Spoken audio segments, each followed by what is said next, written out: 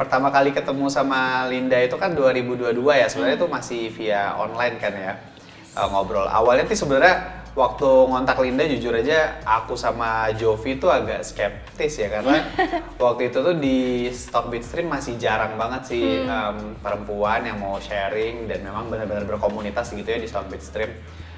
Happy sih waktu pertama kali, dan ternyata Linda beneran orang ya, bukan akun hode gitu ya. Tapi kalau boleh tahu awal daftar di Stockbit itu tahun berapa, dan mungkin apa sih yang nge-trigger di awal sih, Lin? Oke, mungkin sekitar tahun 2021-an deh itu saya mulai lihat-lihat Stockbit. Jadi awalnya lebih lihat dari grup-grup saham sih. Sebenarnya apa sih kok tiba-tiba ada yang share gain dari Stockbit itu kan, akhirnya cari tahu ternyata Stockbit wah ada streamnya nih, bisa cari orang yang bisa lebih berpengalaman. Jadi ke-trigger juga buat cari orang yang bisa ngajarin sebenarnya. Jadi kan banyak ya, ada yang centang hijau. Saya terbukti bahwa dia memang verified gitu. Jadi kalau misalkan udah ketemu sama orangnya, akhirnya mencoba tuh analisa, bisa nggak kayak seperti mereka gitu. Karena memang saya cari wanita yang untuk sharing-sharing stock pick dan analisa tuh kayaknya belum banyak, jarang banget. Jadi mungkin itu aku ambil value-nya di situ. Ternyata ya berprogres lah ya sampai sekarang, alhamdulillah bisa. Dulu juga spamming kok, kayak gimana sih cara jualnya, kok nggak bisa jualnya gitu ya. Tadi dijawab juga tuh sama teman-teman stockbiter lainnya. Jadi serunya di situ sih gitu. Iya. Berarti awalnya memang buat cari informasi. Iya benar. Ternyata lambat laun keterusan ngepraktekin sampai akhirnya sharing sendiri gitu ya. Yes, betul banget, benar-benar. Oke. Nah kalau misalnya sekarang berarti Linda itu kesibukannya apa? Kalau sekarang lebih ya kalau weekend atau nggak weekday, kalau nggak jauh-jauh dari trading ya jalan-jalan, udah aja sih, itu aja, nggak ada yang spesial. Oke, terakhir ngobrol kan sebenarnya Linda bilang udah jadi full time trader ya, walaupun sempat dulu awalnya kayak kerja di TV gitu ya, resign, memutuskan buat jadi full time trader. Kalau boleh tahu waktu itu trigger yang bikin Linda akhirnya bulat gitu ya, memutuskan resign dan jadi full time trader itu apa?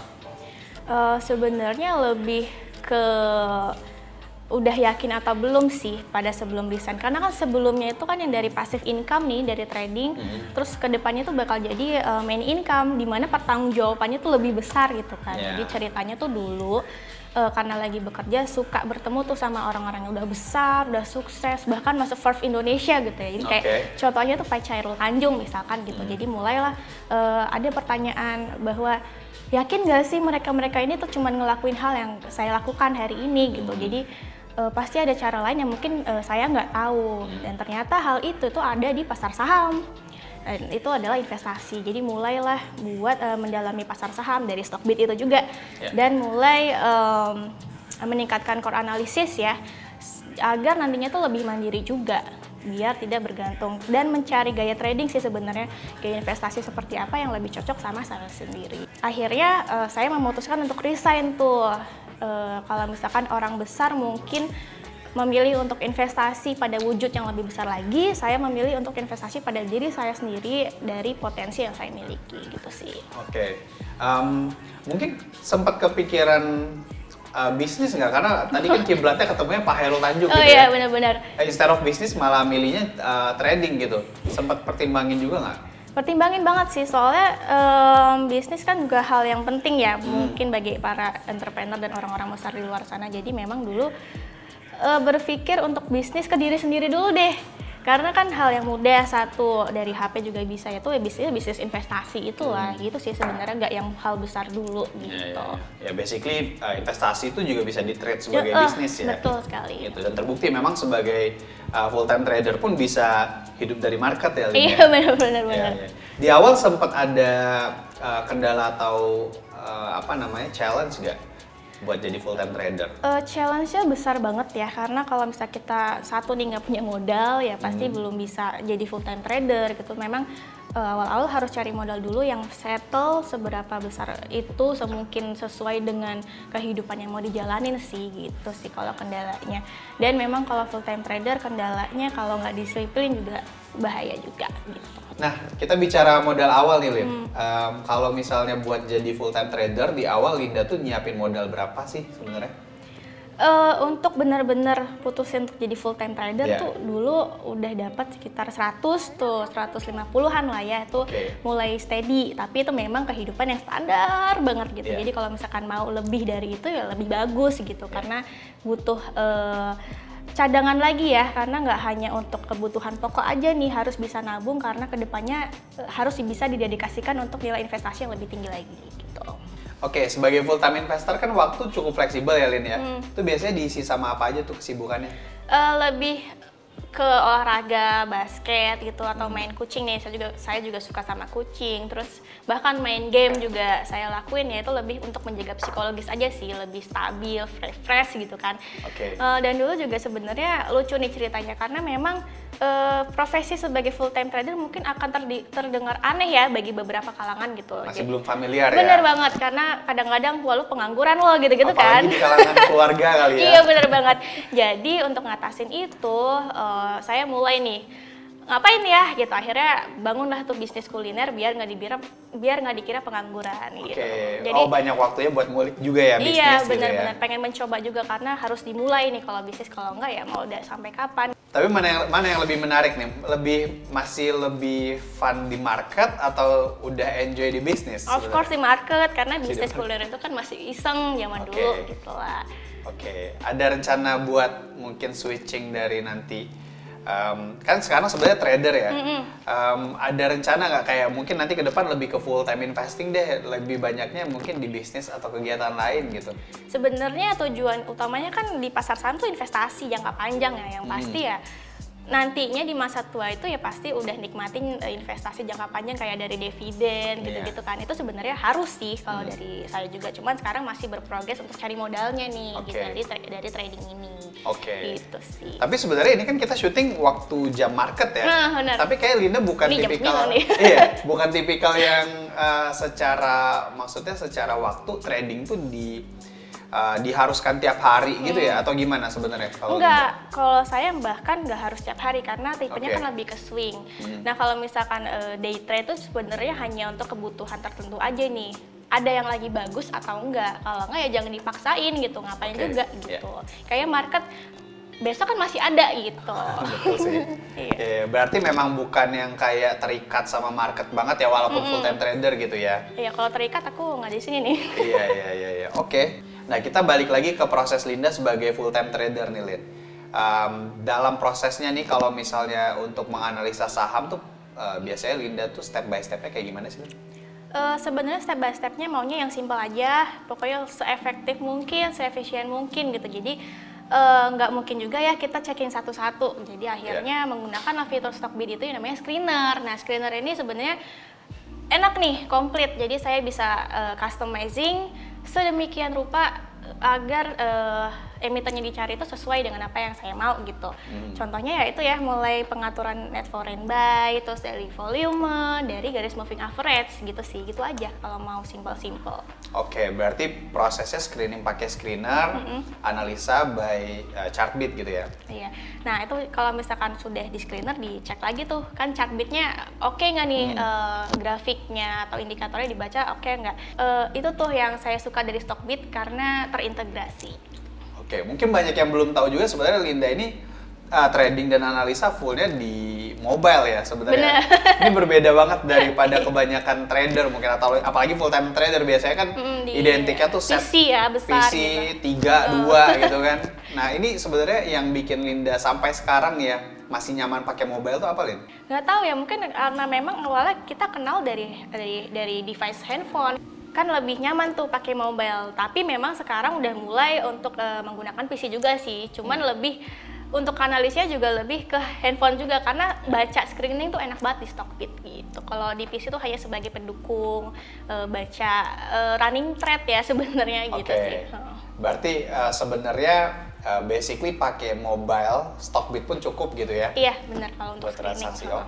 Oke, menarik. Kalau misalnya fundamental sendiri biasanya pakai nggak, Li? Waduh, nah itu lebih ke bottom up approach ya. Aku lebih ke bottom up approach karena memang time framing yang aku gunakan itu ya time frame pendek. Oke. Kecuali kalau misalkan kita mau time frame yang panjang, itu pasti top down approach, mulai dari fundamental dulu baru technical analysis gitu. Jadi kalau sekarang lebih ke technical dulu baru fundamental. Sebenarnya salah ya, tapi kalau sebagai full time trader is oke kalau menghasilkan cuan gitu.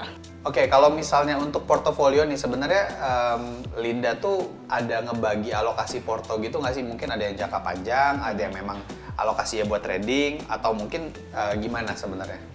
Lebih ke diversifikasi portofolio akun sih ya. Jadi yang satunya diarahin untuk yang swing, yang satunya diarahin untuk day trader, bener-bener untuk day trading gitu. Untuk yang long term bagi aku tuh yang swing udah long term ya. Oke. Tapi kalau mungkin orang lain long term tuh ya seperti yang cari untuk dividen gitu-gitu tuh ada, tapi cuma satu gitu. Oke. Kalau swing berapa lama, Lin? Kalau menurut kacamata Linda?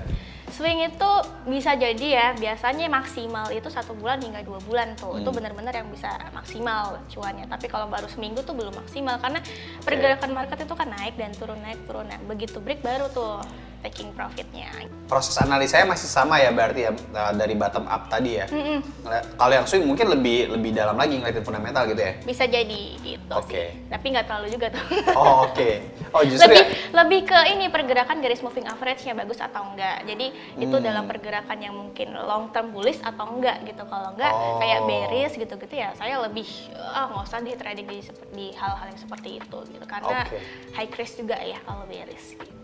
Nah, ngomongin soal style ini kan sebenarnya mungkin Linda sekarang udah ketemu gitu ya formulanya seperti apa. Cuman mungkin dalam perjalanannya berapa lama sih Lin waktu yang dibutuhin buat sampai akhirnya nemu gitu style kayak gini? Karena akrab dengan technical analysis ya, jadi harus bersahabat dengan indikator-indikator ya. Jadi emang di awal tuh setting up indikator mulai dari MACD lah, RSI lah, itu belum cocok, itu sekitar 1 tahun itu coba-coba indikator yang oke. Dan setelah itu tuh baru 1 tahun menemukan beberapa indikator yang memang cocok dan bahkan terbukti sampai sekarang 1,5 tahun lamanya. Jadi mungkin bisa dibilang sekitar 2 tahun ya baru mulai konsistensi dan baru mulai percaya diri nih dengan apa yang saya lakukan gitu. Nah, ngomong-ngomong nih sekarang kan udah lebih consistently profit gitu ya dalam prakteknya sebagai full time trader. Pernah ngalamin loss seburuk apa gitu dalam perjalanan menjadi full time trader?